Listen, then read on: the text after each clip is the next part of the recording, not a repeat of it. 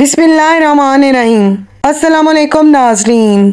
एक ऐसे नबी जिन्हें एक देव हेकल मछली ने निगल लिया, आपसे ऐसी कौन सी खता सरजद हुई और आप 40 दिन तक मछली के पेट के अंदर कैसे जिंदा रहे। इस वीडियो में हम इस हस्ती के मुतालिक जानेंगे जिनका वाकया कुरान मजीद में यूनुस और तौरात में जूना के नाम से आया। नाज़रीन, तारीख में आशूरी कौम एक अजीम और ताकतवर कौम की हैसियत से जानी जाती है जिसका दारुल हुकूमत आशूर था। आशूरी बनी इसराइल की नस्ल से ताल्लुक रखते थे जो बख्ते नसर के हमले के बाद गुलाम बनाकर बाबिल और इराक लाए गए थे। इस जमाने में दरियाए दजला के किनारे मीनवा नामी एक छोटी सी बस्ती थी। आशूर के किसी बादशाह ने किसी देवता के नाम पर मीनवा में एक मंदिर बनवाया। रफ्ता रफ्ता दूसरे बादशाहों ने भी मंदिर और इमारतें बनाना शुरू कर दी और एक दौर ऐसा आया कि ये एक छोटा सा इलाका सल्तनत आशूरिया के अजीमुल शान दारुल सल्तनत में तब्दील हो गया। शहर के बीचों बीच मंदिर और शाही महल थे जहाँ पे आशूरियों का बादशाह पूरी सल्तनत पर हुकूमत करता था और ऊंचे तख्त पर बैठकर बाजारों, गलियों और तफरीगाहों का नजारा किया करता था। आशूर के मगरबी इलाके में लहलहाते खेत थे। मीनवा तहजीब व तमद्दन के लिहाज से इंतहाई तरक्की याफ्ता शहर था। ये लोग बुत परस्ती और कुफ्र शिरक में मुब्तला थे, हत्ता कि अपने बादशाह को भी खुदा का दर्जा देते थे। इस वक्त मीनवा की आबादी 1 लाख से ज्यादा थी और ये 700 कबल मसीही का जमाना था। अल्लाह तबारक व तआला ने इस जमाने में इस कौम की हिदायत के लिए हजरत यूनुस अलैहिस्सलाम को भेजा। हजरत यूनुस अलैहिस्सलाम का पूरा नाम यूनुस इब्ने मत्ता था। आप हजरत हूद अलैहिस्सलाम की औलाद में से थे, जबकि बाद मुफस्सिरीन ने लिखा कि यूनुस अलैहिस्सलाम का तल्लुक बनी इसराइल से था और आप हजरत यूसुफ अलैहिस्सलाम के छोटे भाई बिन्यामीन के बेटे थे। जब आपको नबूवत मिली इस वक्त आपकी उम्र 28 साल थी। आप पर एक सहीफा भी नाजिल हुआ जो तौरात में जूना के नाम से मौजूद है। हजरत यूनुस अलैहिस्सलाम सबसे पहले आशूरी बादशाह के पास गए और इसे पैगाम हक सुनाया और इसे खुदाई के झूठे दावे से तौबा करने का हुक्म दिया और इसे एक अल्लाह की तरफ बुलाया। यूनुस अलैहिस्सलाम ने उसे उन इसराइली कैदियों को रिहा करने का भी हुक्म दिया जिसे उसने कैद कर रखा था। मीनवा का बादशाह आपकी बातें सुनकर गजबनाक हो गया और आपकी जान का दुश्मन भी बन गया। लिहाजा आप मीनवा के अवाम के पास गए और इन्हें तौहीद की दावत दी। इन्हें शिरक व बुत परस्ती और दूसरी बुराइयों से तौबा करने को कहा, मगर अहले मीनवा ईमान लाने से इनकार कर रहे थे और अल्लाह के रसूल को झुटलाते। यूनुस अलैहिस्सलाम मुसलसल इस कोशिश में रहे कि इनकी कौम के लोग राय रास्त पर आ जाएं। आपने इन्हें बहुत समझाया और दावत के काम को जारी रखा। हत्ता के 40 साल का अरसा गुजर गया, लेकिन ये लोग हजरत यूनुस का इनकार करते रहे और शिरक पर डटे रहे। नीज हजरत यूनुस अलैहिस्सलाम को धमकियां भी दी गईं कि अगर आपने देवताओं के खिलाफ कुछ कहा तो आपको कत्ल कर देंगे। आखिरकार हजरत यूनुस अपनी कौम से मायूस हो गए। जब इनकी सरकशी और नाफरमानी इंतहा को पहुंच गई तो अल्लाह ने हजरत यूनुस को हुक्म दिया कि लोगों को आगाह कर दो कि 3 दिन के अंदर अजाब आने वाला है। लिहाजा आपने अहले मीनवा में ऐलान किया कि अगर तुम 3 दिन के अंदर बुत परस्ती और कुफर से तौबा ना करोगे तो तुम पर अल्लाह का कहर नाजिल होगा और पूरा शहर तबाह बर्बाद हो जाएगा।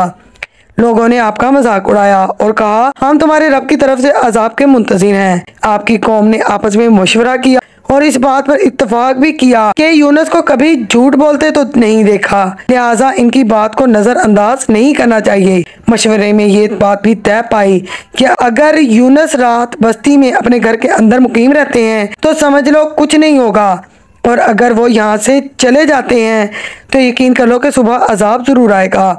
हजरत यूनुस अलैहिस्सलाम रात को इस बस्ती से निकल गए। सुबह हुई तो अजाब इलाही का एक स्याह धुआं बादल की शक्ल में बस्ती वालों के सरों पर मंडलाने लगा। जब वो इनके करीब होने लगा तो इन लोगों को यकीन हो गया कि अब वो सब लोग हलाक होने वाले हैं। दरअसल हजरत यूनुस अपनी कौम से नाराज होकर वहाँ से चले गए थे, मगर इन्हें वहां से निकलने का हुक्म नहीं दिया गया था। वो अजाब की इतलात देने के बाद अल्लाह की इजाजत के बगैर अपना इलाका छोड़ गए थे। आसार अजाब देखकर आशूरियों ने तौबा इस्तग़फ़ार की तो अल्लाह तबारक व तआला ने इन्हें माफ भी कर दिया। अल्लाह तबारक व तआला किसी कौम को इस वक्त तक अजाब नहीं देता जब तक वो अपनी हुज्जत पूरी नहीं कर लेता। बस जब यूनुस अलैहिस्सलाम ने इस कौम में मोहलत के आखिरी लम्हे तक नसीहत का सिलसिला जारी नहीं रखा और अल्लाह के मुकर्रर करदा वक्त से पहले वो खुद ही हिजरत कर गए तो अल्लाह तबारक व तआला के इंसाफ ने इस कौम को अजाब देना गवारा ना किया और इन्हें माफ कर दिया। हजरत यूनुस फुरात के किनारे पहुंचे तो एक कश्ती को मुसाफिरों से भरा हुआ पाया। हजरत यूनुस कश्ती में सवार हो गए और कश्ती ने लंगर उठाया।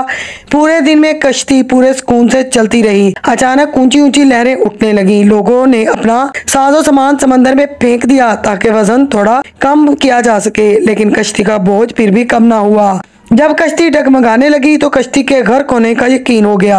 अहले कश्ती ने अकीदे के मुताबिक कहा कि ऐसा लगता है कि इस कश्ती में कोई गुलाम अपने आका से भागा हुआ है। जब तक इसको कश्ती से नहीं अलग किया जाएगा निजात मुश्किल है।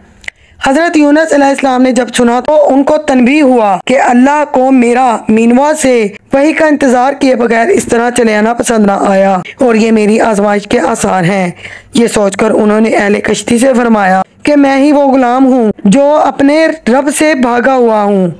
लिहाजा 3 मरतबा कुरानदाजी की गई और 3 मरतबा ही हजरत यूनुस का नाम निकला। तब मजबूर होकर अहले कश्ती ने हजरत यूनुस को दरिया में डाल दिया।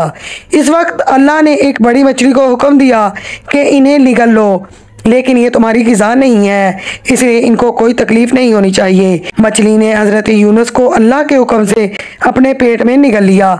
हजरत यूनुस ने जब मछली के पेट में खुद को जिंदा पाया तो बारगाह इलाही में अपनी नदामत का इजहार किया कि मैं वही इलाही का इंतजार किए बगैर और अल्लाह से इजाजत लिए बगैर उम्मत से नाराज होकर मीनवा से निकल आया। हजरत यूनुस ने मछली के पेट में अल्लाह को पुकारा। इन पर 3 अंधेरे इकट्ठे हो गए थे, एक रात का अंधेरा, दूसरा मछली के पेट का अंधेरा और तीसरा समंदर का अंधेरा। आप इस अंधेरे में ये कलमात इरशाद फरमाने लगे, ला इलाहा इल्ला अंता सुब्हानका इन्नी कुन्तु मिनज़ ज़ालिमीन। ला इलाहा इल्ला अंता सुब्हानका इन्नी कुन्तु मिनज़ ज़ालिमीन। अल्लाह तेरे सिवा कोई माबूद नहीं, तू यकता है, मैं तेरी पाकी बयान करता हूँ। बेशक मैं अपने नफ्स पर खुद ही जुल्म करने वाला हूँ। रिवायतों के मुताबिक हजरत यूनुस अलैहिस्सलाम ये तस्बीह ना करते तो क़यामत तक मछली के पेट में ही रहते। हमारे प्यारे आका हजरत मोहम्मद सल्लल्लाहु अलैहि वसल्लम ने इरशाद फरमाया कि जब यूनुस अलैहिस्सलाम ने दुआ की तो ये कलमात अर्श के गिर्द घूमने लगे। फरिश्ते कहने लगे कि ये आवाज़ बहुत दूर दराज से आ रही है, लेकिन कान इस आवाज़ से आशना ज़रूर हैं और आवाज़ बहुत ही कमज़ोर है। अल्लाह ने जब यूनुस अलैहिस्सलाम की दर्द भरी आवाज़ को सुना तो फरमाया कि क्या तुम इस आवाज़ को नहीं पहचानते? तो फरिश्तों ने कहा नहीं। फिर अल्लाह ने फरमाया ये मेरे बंदे यूनुस की आवाज़ है। फरिश्ते ने कहा ये वही यूनुस हैं जिसके पाक अमल कबूल शुदा हर रोज़ तेरी तरफ आते थे। ए अल्लाह मुसीबत के वक्त इस पर रहम फरमा। फिर अल्लाह तबारक व तआला ने मछली को हुक्म दिया कि वो आपको बगैर किसी तकलीफ़ के समंदर के किनारे उगल दे। रिवायतों के मुताबिक हजरत यूनुस अलैहिस्सलाम 40 दिन तक इस मछली के पेट में रहे और इसके बाद अल्लाह के हुक्म से मछली ने आपको समंदर के किनारे उगल दिया।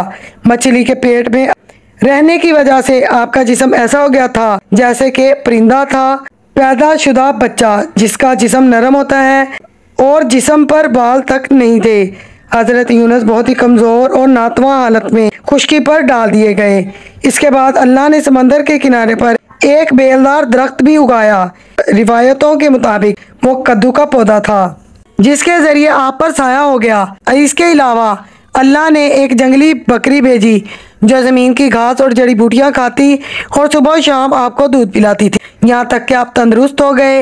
हज़रत यूनुस इस दरख्त के साए में झोंपड़ी बनाकर रहने लगे। यूनुस अलैहिस्सलाम की कौम आपकी तलाश करती हुई एक दिन इस साहिल के किनारे पहुँच गई और उन्होंने आपको देख लिया और उन्होंने आपके हाथ पर इस्लाम की बैत कर ली और साथ ही अल्लाह से तौबा इस्तग़फ़ार करने लगे।